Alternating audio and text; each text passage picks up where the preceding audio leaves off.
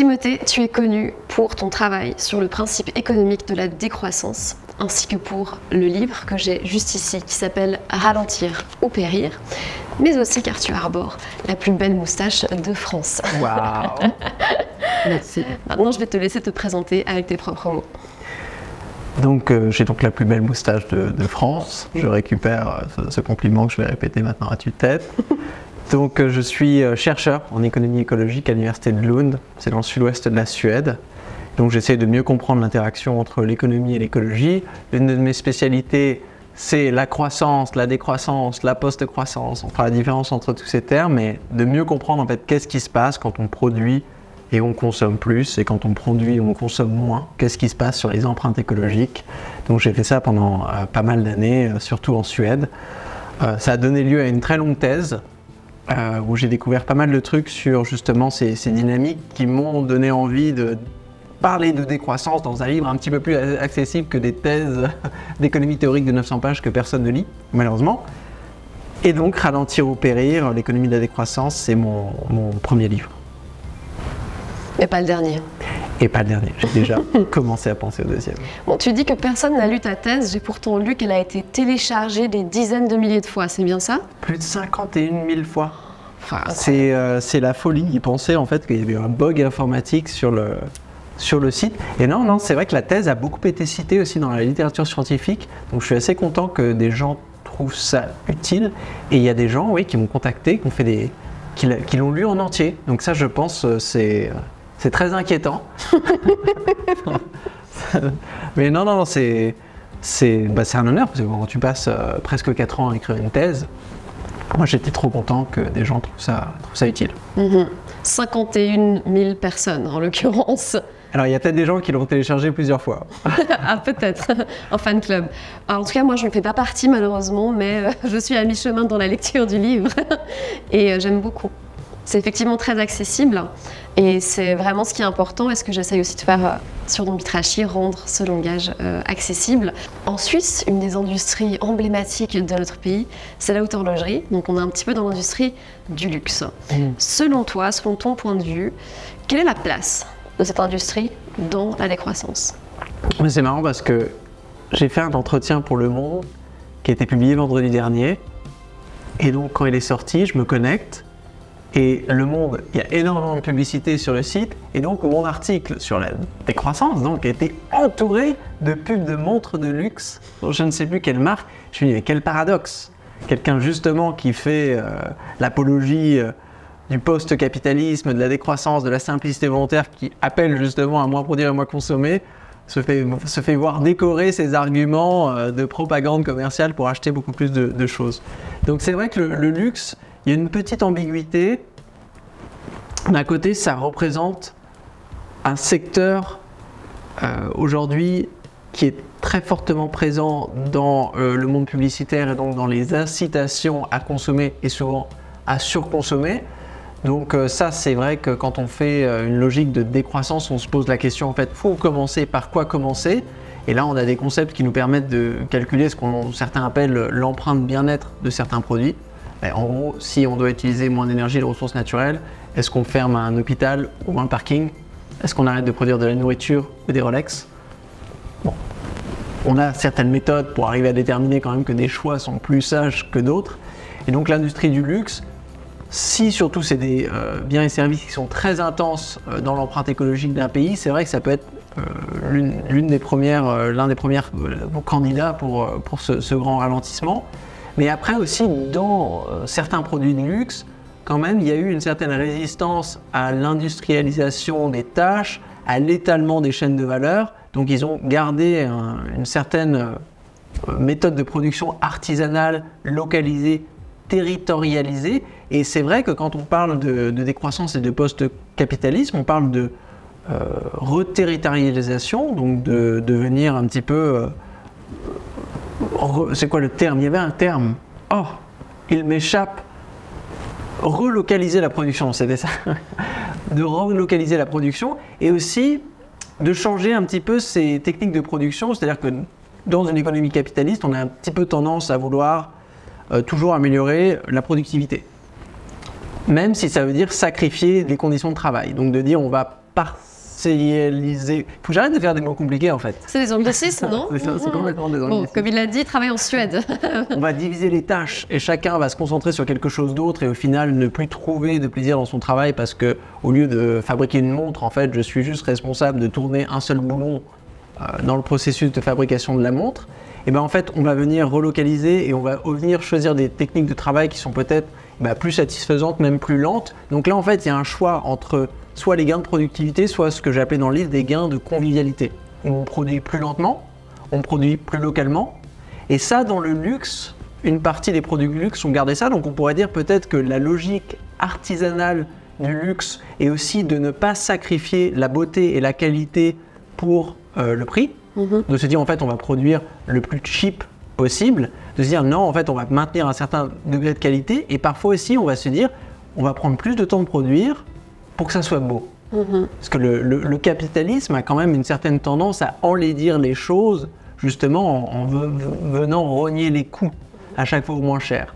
Mais d'un autre côté, donc là c'est assez ambivalent le milieu du luxe, donc c'est peut-être étaler la mentalité de l'artisanal, du lent, du beau, l'étaler en fait à l'intégralité de l'économie pour que ça soit une valeur primaire, mais aussi pour que ça puisse se faire sans exploser les limites planétaires. Il va aussi falloir venir sélectionner les choses sur lesquelles on va pouvoir se concentrer à produire et ne pas vouloir tout produire dans des quantités complètement déraisonnables.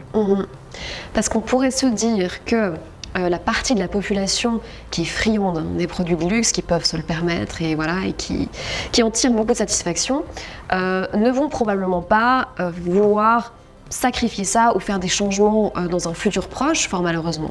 Donc, est-ce qu'on se dit il est mieux d'essayer de leur fournir des formes de substituts, donc des produits luxueux mais qui ont vraiment une démarche écologique et sociale dans toute la chaîne de production, comme la marque dont je t'ai parlé un petit peu avant, qui essaye d'utiliser des matériaux recyclés, etc. Ou est-ce qu'au contraire, on va plutôt vraiment essayer de se focaliser sur complètement sortir de cette forme de consommation? Qu'est-ce qui est plus stratégique? Oui, moi j'ai un petit peu du mal à croire on garde les jets privés, mais on va avoir des pailles, des pailles, on arrête les pailles en carton à bord des jets privés. Non, il y a certains types de consommation qu'il va falloir abandonner. Donc quelques chiffres sur les inégalités environnementales. Là, il y a un rapport d'Oxfam qui est sorti la semaine dernière qui nous dit justement que les émissions associées à la consommation des 1% les plus aisés à l'échelle de la planète, donc c'est à peu près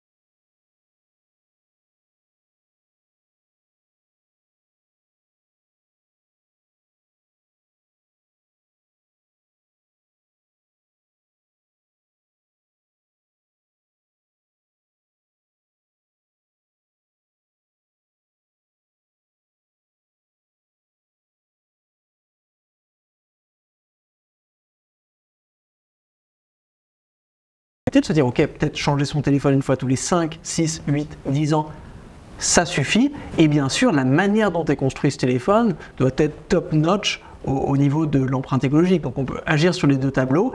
Et on va dire l'évitement, la partie de frugalité, d'abandonner, pour les plus riches, il va y avoir une grande partie de choses à abandonner, alors que pour les classes moyennes, et surtout pour les classes moyennes, ça sera un mix.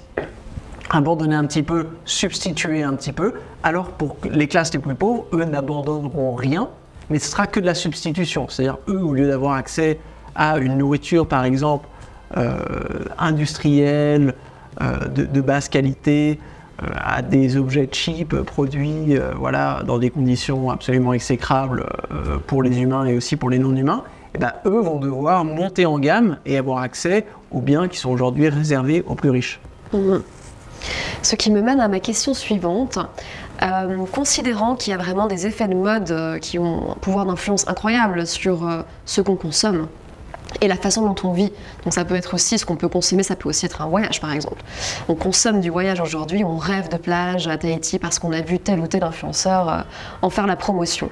Donc est-ce que selon toi, les réseaux sociaux peuvent jouer un rôle dans la façon dont on vit nos vies, dans la façon dont on consomme et on fait nos choix? Ouais, complètement. Aujourd'hui, les réseaux sociaux sont en train de devenir une branche cachée du secteur publicitaire. Et ça entretient ce qu'on appelle une consommation positionnelle. C'est-à-dire que la consommation positionnelle, c'est qu'on va acheter des biens et services, pas seulement pour leur valeur d'usage, mais aussi pour les signaux qu'ils vont envoyer aux autres. Si j'ai envie de m'acheter, je ne sais pas, ou même aller en vacances à Tahiti, c'est aussi pour signaler d'une certaine manière, parce qu'il y a un prestige associé à aller loin en vacances, ou pareil, si j'ai envie de porter des vêtements de mode, de haute couture, ou d'avoir une voiture de sport, ou une montre qui coûte cher, la montre qui coûte cher montre l'heure comme une montre qui coûte moins cher, mais elle montre surtout que je me démarque. Mais c'est positionnel dans le sens où si dès demain, en fait, tout le monde va en vacances à Tahiti, bah, partir en vacances à Tahiti, c'est l'équivalent de prendre le métro. Enfin, tout le monde le fait. Il n'y a plus de démarcation. Donc là, pour se démarquer, il faudra aller en vacances à Tahiti 2 fois par an. Et là, ceux qui iront 2 fois, ils seront un peu plus cool que les autres. Le problème, c'est que c'est positionnel parce que ensuite tout le monde va travailler plus pour pouvoir se permettre d'aller à Tahiti 2 fois par an ou d'avoir une voiture de sport un peu mieux. Et ils vont se rehausser. Et donc ensuite, hop, on monte, on monte, on monte. Et à la fin, en fait, on a tellement rehaussé les standards de vie pour se permettre, on va dire, de pouvoir participer à la société. Donc il faut avoir le dernier smartphone, il faut avoir une voiture individuelle, il faut pouvoir aller prendre l'avion pour aller au mariage de je ne sais qui dans un pays lointain pour un week-end ou ça, qu'on doit gaspiller une grande partie de nos ressources naturelles juste pour atteindre un niveau de qualité de vie qui pourrait être le même si on s'organisait collectivement pour éviter justement ces espèces de courses positionnelles qui sont nourries intégralement non seulement par la publicité mais aussi par des influenceurs qui aujourd'hui donc font l'apologie d'un mode de vie extra-consumériste et matérialiste qui nous dit exactement le même message qui est un message faux, hein, le message de la publicité en gros, achetez plus et vous serez plus heureux. Le bonheur à travers la consommation. Alors heureusement qu'on a encore des sciences sociales pour pouvoir aller démêler ces choses-là et opposer les forces publicitaires qui racontent quand même pas mal de conneries. Donc non, le consumérisme à outrance et les possessions sans limite ne mènent pas au bonheur, c'est justement le contraire. Et il y a des philosophes comme Kate Soper, la philosophe anglaise, qui a beaucoup travaillé sur ce concept d'hédonisme alternatif, qui nous montre justement que cette course à la consommation, elle nous rend misérables. Elle nous rend misérables parce que on se met à associer tous ces objets que l'on achète à notre propre personne, à notre confiance en nous, à notre identité. Et le jour où on se rend compte que le voisin a acheté la même Ferrari que moi, et vu qu'acheter cette Ferrari, c'était vraiment ma manière de me démarquer, d'exister. Et là, d'un coup, je disparais. Et donc, je vais avoir une dépression juste parce que mon voisin a acheté une Ferrari. Alors qu'en fait, si j'avais basé le contenu de ma personnalité sur le fait que j'adore faire des siestes, jouer aux échecs, et je sais pas, faire de l'économie, jouer de la batterie ou je ne sais quoi, ben là on se rend compte que c'est une identité qui est beaucoup plus résiliente aux aléas de la vie. Donc il y a cet aspect de positionnalité qu'aujourd'hui les réseaux sociaux pourraient faire exactement le contraire. C'est-à-dire au lieu de vendre cette espèce de rêve impossible de consommer plus vite que les autres, est-ce qu'on ne pourrait pas juste ralentir? Donc cette idée de la simplicité volontaire, de se dire bah moi, je vais me concentrer sur les choses qui ont vraiment de l'importance. Je ne vais pas sacrifier ma vie à bosser 60 heures par semaine dans un boulot que je déteste, tout ça pour avoir un gros salaire, tout ça pour m'acheter les mêmes trucs que mes voisins et pour finir en dépression, en burn-out. Donc je vais me concentrer sur le sel de la vie, sur ces petites choses qui ont vraiment de l'importance. Moi j'aime beaucoup les études des sociologues qui demandent aux personnes en fin de vie ce qu'ils regrettent. Il n'y a jamais personne qui te dit « moi je regrette de ne pas avoir plus bossé pour avoir plus gagné d'argent. Moi je regrette de ne pas avoir plus participé au PIB ». Non, les gens te disent « si seulement j'avais vraiment pris le temps de tomber amoureux, d'écrire un roman, d'apprendre la trompette ou je ne sais pas quoi. Donc là, aujourd'hui, il faut vraiment qu'on utilise ces réseaux alternatifs pour faire obstacle aux pressions consuméristes qu'on a toute la journée, que ce soit sur les panneaux publicitaires, à la télé, au cinéma. Donc on a besoin vraiment d'un contre-mouvement esthétique, culturel, qui peut exister, qui commence à exister dans certains réseaux sociaux. Bah écoute, j'espère y contribuer, c'est le but en tout cas. Tu as parlé avant dans ton introduction des différences entre la décroissance, la post-croissance. Je sais que c'est des termes qui, fort malheureusement, sont très stigmatisés et ont des connotations extrêmement négatives. Peux-tu un peu nous éclairer là-dessus? Ok, alors je vais différencier 3 termes. Objection de croissance, décroissance, post-croissance. Objection de croissance, c'est un concept né dans les années 70, peut-être les gens se souviennent du rapport Meadows, halte à la croissance. En fait, l'objection de croissance, c'est ceux qui s'inquiètent, par exemple, que la croissance ne serait pas soutenable, qu'il y aurait, on dit, des limites biophysiques à la croissance. La phrase qu'on entend souvent, c'est « pas de croissance infinie dans un monde fini ». Donc l'objection de croissance, c'est cette inquiétude de se dire « ah bah tiens, est-ce que la croissance, elle va pas venir faire craquer la planète ?» Et ça peut être aussi des limites sociales à la croissance, de dire à quoi bon faire craquer la planète et à bosser 60 heures par semaine si c'est juste pour ne pas être heureux à la fin. Donc ça, c'est l'objection de croissance, c'est un concept assez critique, qui a donné lieu au début des années 2000 à la décroissance. La décroissance, c'est une construction à partir de ces critiques de se dire, ah bah tiens, si nos économies, on a eu de la croissance pendant des décennies, des décennies, des décennies, et aujourd'hui on se retrouve avec des économies qui sont énormes, qui ont une empreinte écologique qui est largement supérieure à la biocapacité des écosystèmes, donc on défonce les écosystèmes, on crée une dette écologique absolument insupportable, non seulement pour les populations vulnérables des pays du Sud aujourd'hui, mais aussi pour les générations futures et les non-humains. Donc, on va essayer d'organiser ce grand ralentissement. Dans le livre, je construis cette définition, la décroissance comme une réduction de la production et de la consommation pour alléger l'empreinte écologique, planifiée démocratiquement dans un esprit de justice sociale et dans le souci du bien-être. Donc, j'ai fait cette définition en 5 points pour être un peu clair et pour vraiment montrer que la décroissance, c'est une transition. C'est une sorte de grand régime macroéconomique pour ces pays biophysiquement obèses, comme la Suisse, l'Allemagne, la Nouvelle-Zélande, la France, la Belgique, tous les pays à haut revenu, qui doivent revenir sous le seuil des limites planétaires. Mais bon, une fois qu'on a terminé le régime, voilà, on arrête de décroître. On ne va pas arrêter de manger à jamais jusqu'à ce qu'on disparaisse. Et donc le troisième concept, c'est la post-croissance. Alors moi, j'aime bien parler d'une économie stationnaire. Dans ma définition de livre, je dis une économie stationnaire en harmonie avec la nature, où les décisions sont prises ensemble, où les richesses sont équitablement partagées afin de pouvoir prospérer sans croissance. Donc là, c'est vraiment l'idée. Donc il y a l'objection de croissance, c'est un peu la critique. La décroissance, c'est un peu une stratégie de transition. Et la post-croissance, c'est plutôt une utopie. C'est un projet de société pour imaginer l'économie qui pourrait remplacer le capitalisme, qui nous permettrait de pouvoir avoir une qualité de vie décente, ou même, allez, on va être ambitieux, qui nous permettrait d'être heureux sans dépasser les limites planétaires. On a d'un côté une classe moyenne qui a l'impression de déjà fournir énormément pour peu de retour et qui se dit bon, pourquoi est-ce que moi je devrais sacrifier le peu de choses que je peux me faire plaisir quand on a justement un peu l'élite qui va prendre son jet 10 fois par année, donc ce n'est pas à moi de changer. Et après, on a évidemment l'élite qui, elle, bénéficie de tous les bons côtés du capitalisme sans en subir aucune des conséquences. Donc comment là-dedans est-ce qu'on arrive à faire bouger les gens, à faire changer le monde, selon toi? Pour l'instant, ça fait des décennies, enfin depuis l'émergence du concept de développement durable dans les années 80, qu'on raconte cette espèce d'histoire du gagnant-gagnant, de se dire oui, on peut à la fois verdir l'économie et continuer à faire énormément de profits. On peut continuer à donner des très gros salaires dans la finance et on peut faire baisser les émissions de gaz à effet de serre et tout le monde sera content. En fait, il faut se rendre compte que non, ça ne marche pas comme ça. Aujourd'hui, il y a des choix à faire. Et donc oui, soit on fait voler énormément de jets privés aujourd'hui, ça dilapide notre budget carbone et ça veut dire que beaucoup de personnes au monde vont perdre le droit de prendre l'avion. C'est-à-dire que ces personnes, dans leur vie, ne pourront jamais prendre l'avion. Bon, déjà, à l'échelle de la planète, moins de 10% des humains prennent l'avion. Donc soit aujourd'hui on continue à voler tout feu tout flamme, surtout les plus riches, et ça veut dire qu'on dilapide le budget carbone et que les générations futures n'auront jamais l'occasion de traverser un continent.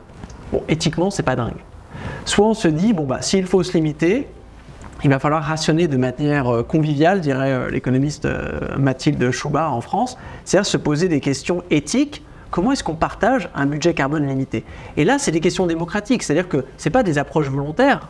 On n'attend pas des classes les plus aisées dans les pays du Nord et ailleurs qui d'un coup se réveillent un matin et se disent oh, bon, allez, moi je vais recycler mon jet privé et construire des vélos avec et je vais me débarrasser d'une grande partie de ma fortune et je vais revendre toutes mes entreprises les plus polluantes et donner les profits à des fondations. Non, ça marche pas comme ça. De la même manière qu'on n'attend pas que les gens de manière volontaire payent des impôts. Se disent ah bah tiens, moi aujourd'hui j'ai envie de financer les hôpitaux, les institutrices et la construction de routes, donc je vais aller au gouvernement et leur faire un chèque. Non, on a construit la sécurité sociale, on a construit l'État-providence. C'est des systèmes en fait de soutien, de solidarité organisée. Aujourd'hui, on a besoin d'un système supplémentaire de solidarité, mais qui n'est pas lié à un partage des euros, même si ça en fait partie, qui est lié à un partage en fait des budgets écologiques. Donc il va falloir contraindre par la loi, par les incitations, par les prix, par les taxes, les surconsommations, donc des classes dont l'empreinte écologique est très élevée et va devoir baisser énormément, pour justement permettre de sauvegarder une partie de ce budget écologique, et ben pour des classes aujourd'hui qui n'ont ni eu accès à ce niveau d'affluence qu'ont aujourd'hui les classes moyennes ou les classes supérieures. Et donc, moi je vois ça plutôt comme un grand partage. Et vu que ce grand partage, en fait, il va faire augmenter la qualité de vie d'une majorité de la population, à commencer par la moitié la plus pauvre, ça devrait être assez facile quand même de rassembler une majorité votante. Alors bien sûr, oui, les 1% les plus riches, bien sûr les entreprises les plus lucratives, bien sûr les vendeurs de jets privés, ils ne seront pas contents. Ils vont dire oui, blablabla, on est contre. Ah, très bien, mais c'est le jeu de la démocratie. La démocratie, on ne vote pas avec des euros. La démocratie, on vote avec des voix. Et donc, si la majorité décide que nous allons quand même décider de ne pas brûler la seule planète que nous avons, et donc on va décider de faire cette transition écologique aujourd'hui, et ben les gens vont devoir se plier à ces règles de la même manière qu'aujourd'hui, si je décide, ah bah tiens, moi je suis contre la logique de la peau et je ne vais pas payer d'impôts, je suis contre la logique de faire la queue quand je vais au supermarché, donc je vais passer devant tout le monde, et ben ils vont vite se rendre compte que la réalité sociale, c'est quand même que la société, elle tient ensemble avec des normes, des contraintes, des institutions, des protocoles, et aujourd'hui, la transition écologique, de la même manière, c'est pas le Far West, c'est pas le Far West du volontarisme, on va devoir la concevoir. Dans un article qu'on a publié avec des collègues l'année dernière, on identifie près de 380 instruments dans la littérature sur la décroissance. Donc des choses, ça peut être des systèmes de rationnement comme on en a aujourd'hui pour l'eau à l'échelle de la région, qu'on pourrait peut-être appliquer aussi au carbone pour la transition, pour sortir des énergies fossiles. Ça peut être des systèmes redistributifs, une sécurité sociale de l'alimentation, justement des filets de sécurité pour protéger cette moitié la plus vulnérable. Ça peut être des politiques comme une réduction du temps de travail. On pourrait penser, ah, ça a quoi à voir avec la transition écologique? Mais on se dit, oui, s'il y a des secteurs qui vont devoir se contracter, ben, il y a des gens qui y travaillent. Il va falloir les protéger, ces personnes, pour pas qu'elles se retrouvent sans emploi, parce que dans une société marchandisée, être sans emploi et sans pouvoir d'achat, c'est tomber dans la pauvreté.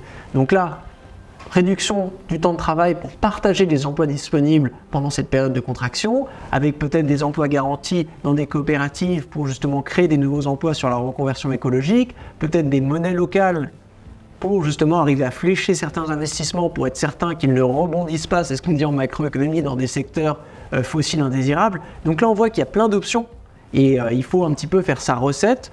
Moi, j'aime bien l'analogie de l'acupuncture, de dire là, aujourd'hui, en fait, on est complètement bloqué et on doit faire une espèce de séquence d'actions qui nous permettent de se débloquer. Et à chaque fois, il faut se dire, ok, je fais une action, est-ce que ça va mettre les plus vulnérables dans la panade? Si c'est le cas, il faut un contre-mouvement, faire quelque chose. Et de la même manière, dès que je fais une action, est-ce que c'est efficace pour réduire l'empreinte écologique? Parce qu'aujourd'hui, on est quand même un peu les spécialistes du greenwashing macroéconomique, de se dire, on a une taxe carbone, donc vous inquiétez pas, l'économie est en train de se verdir, alors que factuellement, c'est pas vrai. Les politiques environnementales en place aujourd'hui dans les pays à haut revenu n'ont pas réussi à les rendre soutenables, et donc là encore, c'est la preuve qu'il va falloir essayer quelque chose d'autre. Et considérant tout ça, toutes les recherches que tu as faites et toute l'éducation que tu as autour de ces thématiques, tout ce que tu vois aussi dans l'actualité, que tu vois qui se passe dans le monde, etc., est-ce que tu restes optimiste globalement? Est-ce que tu as des moments vraiment où tu te dis non mais là vraiment la race humaine est perdue, enfin, on n'y arrivera jamais? Ou est-ce que, comment tu trouves encore l'énergie de te battre? Enfin, je suis toujours intéressée de savoir ça. Il y avait le philosophe marxiste Antonio Gramsci qui parlait de le pessimisme de le pessimisme intellectuel et l'optimisme de la volonté. Donc c'est un petit peu ça. Moi, mon métier, c'est d'être pessimiste. C'est-à-dire que j'essaye d'imaginer, d'étudier toutes les possibilités d'effondrement pour pouvoir les éviter. C'est ça le but. C'est pour ça, d'une certaine manière, que je dis, si nous continuons dans cette voie, le système va s'effondrer, ça va être absolument terrible. Il faut pouvoir l'explorer pour justement l'éviter, mais pour pas être complètement déprimé, il faut avoir un certain optimisme de la volonté, et ça, je le vois dans toutes ces personnes qui, de manière très créative, arrivent à jeter de la soupe sur des tableaux, arrivent à bloquer des routes, arrivent à inventer des nouvelles façons de créer justement une conscience environnementale, arrivent à créer des utopies et à ouvrir, à éduquer notre imaginaire pour penser l'après-capitalisme. Donc là, il y a une énergie qui est absolument débordante, et ça, c'est vraiment difficile, c'est contagieux, c'est difficile de ne pas être optimiste quand on voit ça. Donc les deux se nourrissent, justement, le pessimisme pour qu'on garde toujours la sonnette d'alarme et se dire, là, c'est pas un exercice. Là, on n'est pas en train de jouer. C'est pas une partie de Monopoly, on ne pourra pas finir le jeu ensuite et revenir à la réalité. Là, si on ne réussit pas, va vraiment y avoir des problèmes. Et d'un coup, l'optimisme pour se dire, mais on ne va pas se laisser abattre et on va trouver des solutions. Comme mot de la fin, c'était magnifique. Merci beaucoup. Merci, c'était incroyable, très enrichissant. Merci beaucoup. Merci à toi.